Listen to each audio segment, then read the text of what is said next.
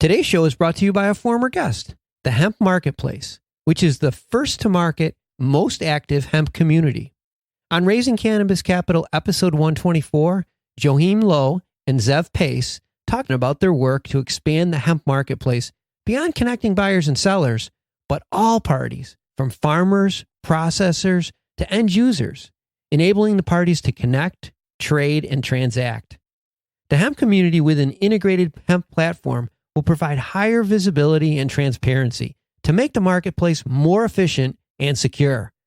To learn more about Hemp Marketplace and how to invest in their expansion, go to hemp.rawmarket.place or listen to Raising Cannabis Capital, episode 124. We're looking at different funding opportunities where we can provide certain limited fields of use for our CCR technology. We're working in the pulp paper industry right now, and we've been successful in creating a lot of hemp pulp with our reactor in Fort Lupton, and that pulp has been shipped to a paper mill, and we made 2 miles of hemp paper.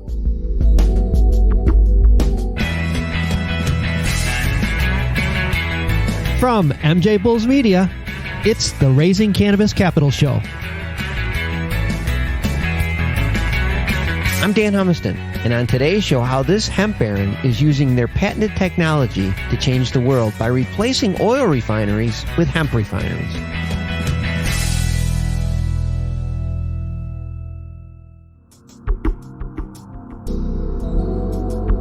Today in Raising Cannabis Capital, we are joined by Ed Lehrburger from Pure Vision Technology. Ed, welcome to the show. Hey, thanks a lot. Glad to be here. Well, many of you who listen to the Hemp Barons podcast, which is also produced by MJBulls Media, will remember Ed from the show he did there. And if you haven't heard the show, I encourage you to download Hemp Barons episode 25 to learn more about Ed's illustrious hemp career. Because today we're mostly going to be focusing on his company, Pure Vision Technology. For my notes here, I want to say that Pure Vision Technology, you use this continuous counter current reactor technology, which is technology that your company created back in the late 90s to essentially break down plants into 3 fractions. That was a mouthful for me. I'm going to let you take it from here, Ed. Let's start there. Talk about pretty good. Thanks. Let's talk about the 3 fractions and what they're used for, and just. All right, plants that grow. So we're talking about trees, shrubs, grasses, known as biomass, primarily are comprised of 3 components. The cellulose, which is the strong fibers, the hemicellulose, which is the smaller fibers, and the lignin. These 3 components comprise of about 80% of all plants that grow. So grass and trees and hemp stalks and corn stalks are comprised of mostly cellulose, hemicellulose, and lignin. We've developed a technology to break these down into their 3 components in a very fast and continuous process that we've been advancing during the last 20 years. And we have been working with potential investors and collaborators on a scale-up program to really get into making cellulose, which is primarily pulp, and hemicellulose, which turns into sugar, 5-carbon sugar known as xylose, and lignin that can be converted into plastics, chemicals, and fuels. It's essentially just about everything that can be made with hemp is one of these 3 fractions. Anybody that's making anything with hemp will need to get their raw materials from you. Not necessarily true. Okay. The adage of you can make 25,000 products out of hemp, which has been floated around for decades, is true. When you add our technology, that number doubles. So anybody that's interested in making things out of hemp, you don't need our rather complicated and very advanced technology. There's a lot of low-tech applications that are great.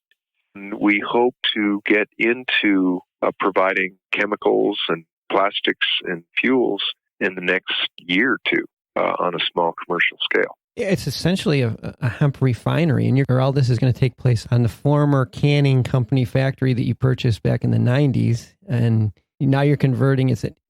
I think you said it was an 8-acre, 8-building, 110 square foot facility. That's what you're going to use to eventually convert all that over into a hemp refinery? That's kind of correct. I purchased this former canning company in 1993, and it's slowly being converted into a hemp refinery. And everything we're doing is carbon neutral, and we can really have quite an impact on the planet as we slowly start replacing oil refineries with hemp refineries to make the same products. You just got everybody's attention when you said that. I couldn't wait for you to say that. Okay. Yeah, it's all true. Oh, I know. There's it's no exciting. hype. Yep. It's exciting. That's what I'm saying. This is really changing the world. It's so exciting. I want to take a quick break to thank you for listening to today's show and to invite you to check out all of our other cannabis podcasts. As the industry's #1 cannabis podcast network, we are constantly adding new shows. So go to MJBulls.com to see our new shows and to become part of the Cannabis Podcast Network. Right now, you're funding all your research and the development of the refinery with a spin-off company that you have called Pure Kind Botanicals. As you stated, the CBD-infused products that we make have been supporting our research and development in converting hemp stalks into value-added products. Mm-hmm. The cornerstone, if you will, of our business has been Pure Kind Botanicals, and really the biggest part of that business is private labeling for other companies. And so it's been an exciting run dealing with other companies and assisting them with their dream formulations that we can actually put together. I imagine this last 6-10 months have just been crazy for you in that side of the business. Even with that intensity that we're all feeling right now with CBD, it's probably going to be difficult to fund the next phase out of the revenue, at least at the pace you need to fund it. So are you going to raise capital? We're looking at different funding opportunities where we can provide certain limited fields of use for our CCR technology. We're working in the pulp and paper industry right now, and we've been successful in creating a lot of hemp pulp with our reactor in Fort Lupton, and that pulp has been shipped to a paper mill, and we made 2 miles of hemp paper that we're now 2 miles? 2 miles long by 24 inches wide. Oh my gosh. Right now we're working with companies to do their packaging out of hemp paper.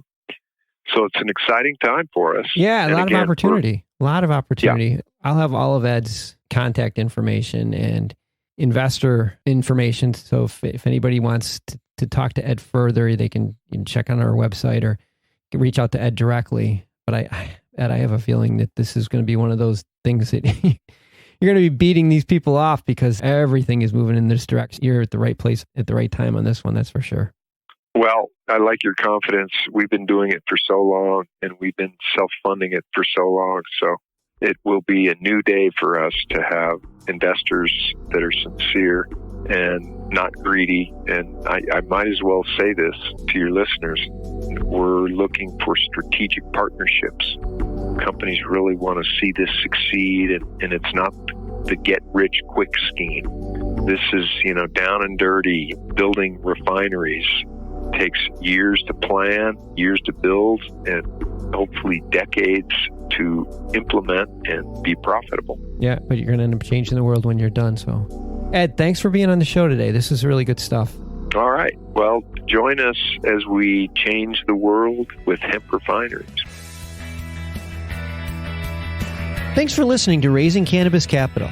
To learn more about today's guest or to become a guest, visit our website at MJBulls.com.